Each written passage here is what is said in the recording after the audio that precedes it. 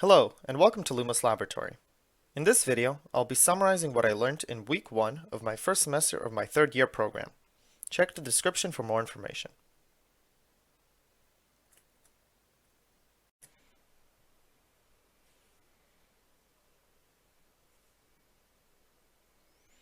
As a preparation for the curriculum's focus on data analysis, we spent the first lecture going over the basics of probabilities. Repeatable and non-repeatable experiments are self-explanatory by name. Bayesian and frequentist probabilities exist. Probabilities have a few axioms. Events can't have a negative chance of occurring. The sum of all possible outcomes has a probability of 1. And the probability of the union of mutually exclusive events is the sum of their probabilities. Conditional probabilities follow this formula, the rewording of which is known as Bayes' theorem, which must be used with care to not make naive mistakes.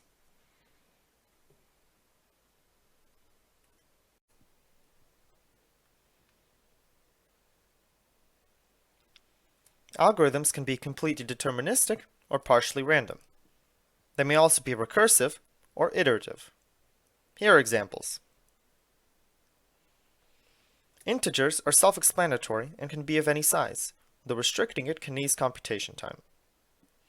Floats allow decimal values to an extent, and have rounding issues if numbers aren't a sum of powers of 2. Algorithms have varying complexity, represented in big O notation, showing the relative proportionality of the algorithm's runtime to some function of input size. When doing an iterative calculation for some parameter, we must choose intelligently to stop iterating to reduce time wasted while having satisfactory precision.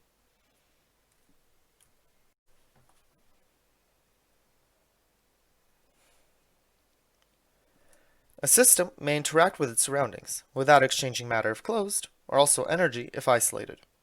Isolated ones reach equilibrium for properties in time and space.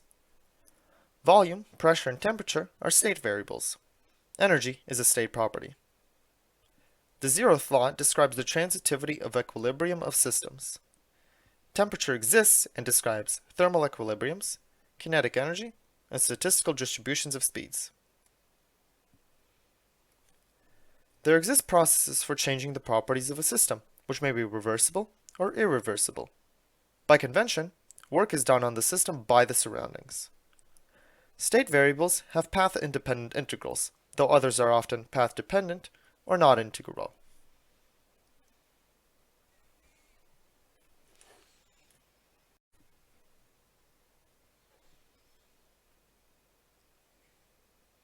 Reviewing Newton's 3 laws, a body with no forces applied to it has a constant velocity. Forces are the time derivative of momentum, and forces between objects must be reciprocated. Of course, these are only obeyed in an inertial frame, which is a frame where these are obeyed. We may derive several conserved quantities, namely linear momentum, angular momentum, and energy. We can take advantage of our knowledge of kinematics and conservation to understand a particle's motion in a central force-based field. Angular momentum implies planar motion, taken advantage of by polar coordinates to describe the consequences of initial energy states.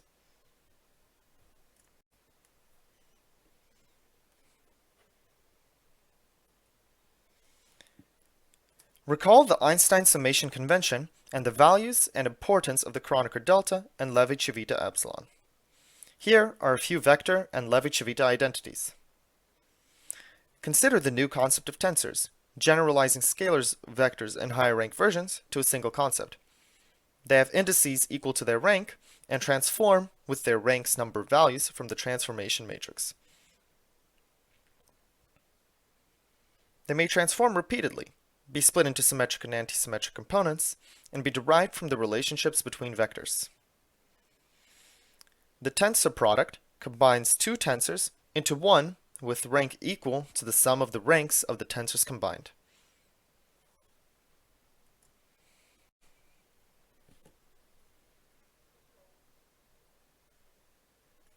Quantum mechanics, unlike classical, uses complex valued vectors to represent states.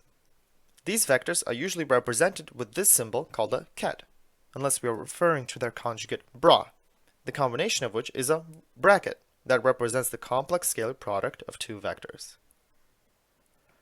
Complex vectors still follow conventional vector space rules, including linearity, orthogonality, and calculation of norms. Functionals map vectors to numbers. Operators map vectors to vectors, and tensor products combine two vectors to get a new one in a new space.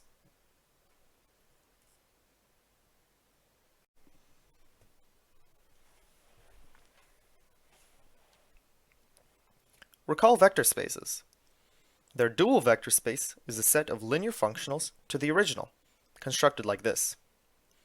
Dual spaces are isomorphic to the original space, but dual spaces have a canonical isomorphism.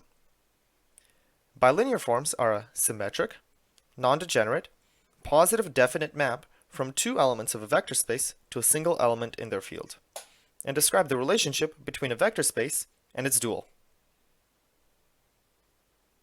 On another note, the implicit function theorem proves the existence, or lack thereof, of smooth functions between input variables near a point of inputs, using the invertibility of the function's Jacobian matrix.